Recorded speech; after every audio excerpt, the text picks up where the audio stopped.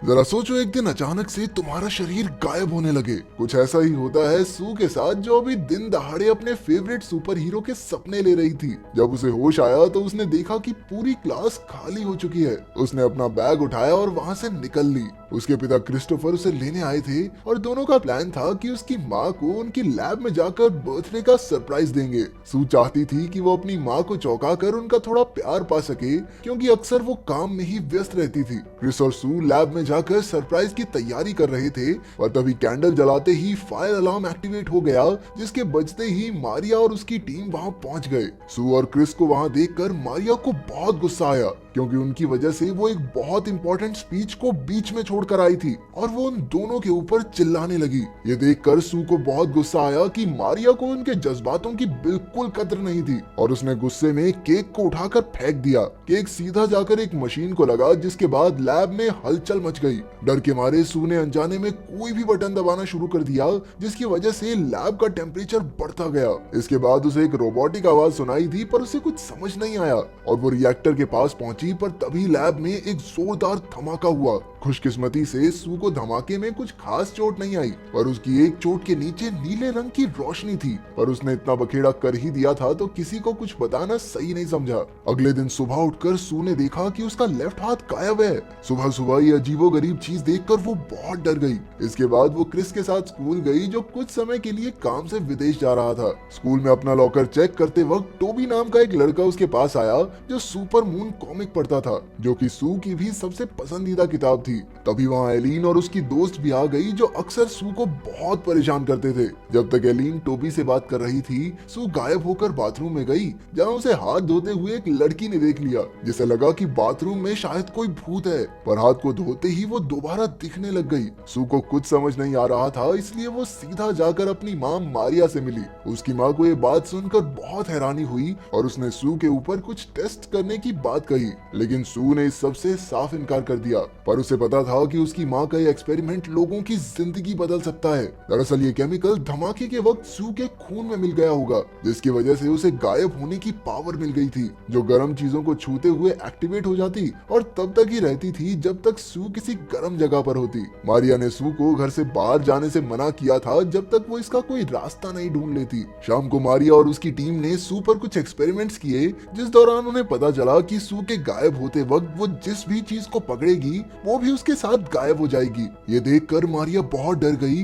क्योंकि उसे डर था कि कोई उसकी बेटी की शक्तियों का इस्तेमाल किसी गलत काम के लिए न कर ले। इसलिए उसने अपने एक्सपेरिमेंट को बंद करने का फैसला किया। सू इस चीज के खिलाफ थी और नाराज होकर वहां से चली गई। लैब से निकलने के बाद वो स्कूल की बेसमेंट में जाकर सो रही थी, जहां काया नाम की एक लड़की ने उसे जगाया। काया अपनी छोटी उम्र के बावजूद टेक्नोलॉजी की मास्टरमाइंड थी और सभी स्कूल में उसे ऐप कहकर बुलाते थे। इसके बाद वो पास के रेस्टोरेंट में ही खाना खाने गए, जहां सू ने काया को अपनी गायब होने की शक्ति के बारे में बताया। पर तभी एलिन वहां पहुंच गई और फिर से सू का मजाक उड़ाने लगी। पर इस बार सू ने खुद को गायब करके एलिन पर खाना फेंकना शुरू कर दिया, जो देखकर काया बहुत हैरान थी। दूसरी ओर रिसर्च फैसिलिटी के मालिक डॉक्टर ड्रिल ने मारिया के सू पर एक्सपेरिमेंट करते वक्त की वीडियो देख ली। जैसे ही घर पहुंचने पर मारिया सू को नींद से जगाने लगी, तभी कुछ आदमियों ने घर पर आकर उसे किडनैप कर लिया। सू की आंख खुलने पर उसे कुछ भी समझ नहीं आ रहा था, बस मारिया की चिल्लाने की आवाजें आ रही थी। थोड़ी ही देर में सू समझ गई कि आखिर क्या चल रहा है, इसलिए उसने अपने आप को गायब किया ताकि कोई उसे देख ना सके और अपने पिता क्रिस को फोन करके मदद मांगने की कोशिश की।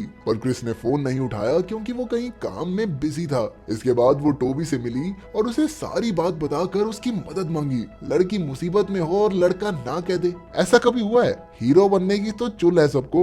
अगले दिन वो सुबह वापस गाड़ी के पास गई, ताकि वो मारिया के लैपटॉप की मदद से कुछ पता लगा सके। पर तभी उसे एक कॉल आई, जिसमें उसे चुपचाप गाड़ी की डिक्की में लेट जाने को कहा। सू और टोबी ने चुपचाप ऑर्डर फॉलो किया और गाड़ी की डिग्गी में लेट गए, जिसके बाद उन्हें डॉक्टर ड्रिल के आदमियों की आवाजें आने लगी। जब डिग्गी खुली तो वहाँ उनकी दोस्त काया खड़ी थी, जिसने अपनी टेक्निकल जानकारी से डॉक्टर ड्रिल के आदमियों को हरा दिया था, लेकिन अभी भी सू को अपनी माँ को बचाना था, इसलिए उसने बिल्डिंग के अंदर जाने का फैसला किया। उसने टोबी और खुद को गायब किया और वो बिल्डिंग में घुसकर मारिया को ढूंढने लगे। उन्हें मारिया तो नहीं मिली, पर टोबी को जमीन पर पड़ा हुआ मारिया का फोन जरूर मिल गया। तब तक डॉक्टर ड्रिल भी वहाँ पहुँच गया, पर वो दोनों सही समय पर वहाँ से भाग गए। वहाँ से निकलकर काया उन्हें अपनी आंटी लॉर के घर ले गई, जिन्होंने सू को अकेले में मिलने के लिए बुलाया। असल में आंट लॉर पहले से ही मारिया को जानती थी, क्योंकि एक समय पर वो दोनों पार्टनर्स थे और उन्होंने पहले भी मारिया को सावधान रहने को कहा था। उधर काया ने मारिया के फोन से उसका आखिरी बनाया हुआ वीडियो भी निकाल लिया। मारिया के बैग में उन्हें एल्फ्रेड भी मिल गया, जो असल में मारिया का एआई असिस्टेंट था। एल्फ्रेड के जरिए उन्हें पता चला कि वो केमिकल सू के अलावा किसी और के खून से रिएक्ट नहीं करेगा, और मारिया ने इसका एंटीडोट ढूंढने की बहुत कोशिश की, लेकिन उसमें वो नाकामयाब रही। इसके बाद उन्हें समझ आया कि डॉक्टर ड्रिल असल में सू के पीछे इसलिए पड़ा है ताकि वो इस केमिकल का इस्तेमाल बाकी लोगों पर भी कर पाए। खुद को बचाने के लिए सू ने रात को टोबी के साथ अपना बिस्तर बदल लिया, और उसका ये फैसला बिल्कुल सही था, क्योंकि रात को डॉक्टर ड्रिल के आदमियों ने उसे पकड़ भी लिया था।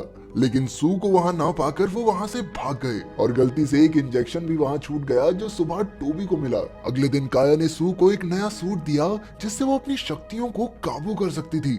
खाना खाते वक्त सू को उसकी माँ का फोन आया, जो किसी तरह किडनैपर्स से बच निकली थी। उन्होंने उसे 1 घंटे बाद पुरानी मार्केट पहुंचने को कहा। मार्केट पहुंचकर तीनों दोस्तों ने देखा कि डॉक्टर ड्रिल के आदमी भी वहां मंडरा रहे थे। उन्हें देखते ही वो एक पिज्जा डिलीवरी वाली बाइक उठाकर भाग गए, पर उन्हें ये नहीं पता था कि मारिया की पार्टनर लेनिया उन्हें अपनी गाड़ी से फॉलो कर रही थी। वहां से निकलकर उन्होंने एल्फ्रेड की मदद से मारिया की आखिरी लोकेशन निकाली और उसे फॉलो करते हुए एक खाली फैक्ट्री में पहुंच गए। टोबी को उनका प्लान बिल्कुल समझ नहीं आ रहा था कि भाई करोगे क्या वहां जाके, इसीलिए उसने उन्हें रोकने की कोशिश भी की, लेकिन लड़कियां तो लड़कियां ही होती हैं। सू इस बात पर बहुत गुस्सा हो गई और उसे बुरा भला कहने लगी। उसने गुस्से में उसे ये भी कह दिया कि जाकर एलियन के साथ खेल ले, हमारे साथ चलने की जरूरत नहीं है। ये सुनकर टोबी को भी बहुत बुरा लगा और वो भी सख्त लौंडे की तरह वहाँ से चला गया। काया और सू को ड्रोन्स ने चारों तरफ से घेर लिया, इसलिए उन्होंने रात तक कहीं छुपने का फैसला किया। अंधेरा होने पर उन्होंने उस खास केमिकल को फेंक कर एक धमाका करने का प्लान किया, ताकि डॉक्टर ड्रिल और उसके आदमियों का ध्यान भटक जाए और वो दोनों आसानी से वहाँ से भाग सकें। धमाका होते हुए सू बेहोश हो गई और आंख खुलने पर वो अपने कमरे में मारिया के साथ थी। उसे होश में देखकर मारिया ने उससे उसके दोस्तों के बारे में पूछा। इसका जवाब देते हुए सू ने बताया कि काया अभी भी फैक्ट्री में उसका इंतजार कर रही है और टोबी घूम रहा होगा उस एलियन के साथ। ये सुनकर मारिया कमरे से चली गई, और तभी सू को समझ आया कि वो तो अपने ही कमरे में बंद हो चुकी है और अब बाहर निकलने का कोई रास्ता नहीं। असल में वो मारिया थी ही नहीं, बल्कि लेनिया थी, जिसने बेहोश होने पर सू के खून को अपने शरीर में डाल लिया ताकि उसके अंदर भी शक्तियां आ जाएं। ये सारी बातें सू को एल्फ्रेड की मदद से पता चली। उधर असली मारिया ने पहले काया को फैक्ट्री से उठाया और फिर अपनी बेटी को बचाने पहुंची। पहले तो सू को उस पर शक था कि असलियत में मेरी माँ है भी कि नहीं, पर उसका शक दूर करने के लिए मारिया ने एल्फ्रेड को चालू किया, क्योंकि एल्फ्रेड को सिर्फ उनके परिवार के डीएनए से ही चलाया जा सकता था। इसके बाद वो टोबी को बचाने के लिए निकले, क्योंकि उन्हें पता था कि लेनिया सभी सबूत मिटाने की बहुत कोशिश करेगी। रास्ते में मारिया ने सू को एक एंटीडोट दिया, जिससे उसकी शक्तियां खत्म हो जाएंगी, लेकिन अब सू अपनी शक्तियों को टाटा बाय बाय नहीं कहना चाहती थी और उसने फैसला किया कि वो इस दवाई का इस्तेमाल लेनिया को हराने के लिए करेगी।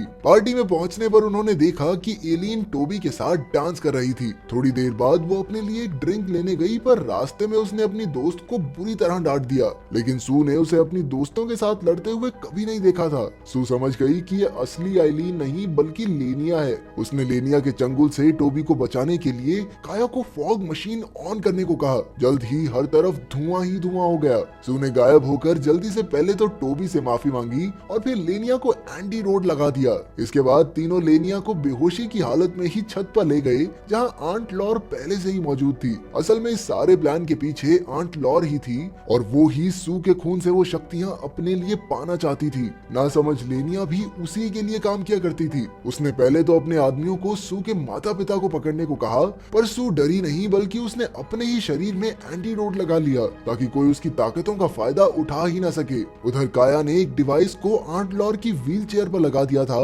जिसके बाद वो लट्टू की तरह गोल गोल घूमने लगी। इसी तरह इन दोस्तों ने मिलकर उन्हें हरा दिया, पर तभी अचानक सू फिर से बेहोश हो गई। आंखें खुलने पर वो अपने माता पिता के साथ काया के घर पर थी। पता चलता है कि एंटीडोट ने सू पर काम ही नहीं किया और अभी भी उसके अंदर गायब होने की शक्तियां हैं। अगर वीडियो पसंद आई तो लाइक कर देना, चैनल को सब्सक्राइब कर देना। मिलते हैं अगली वीडियो में।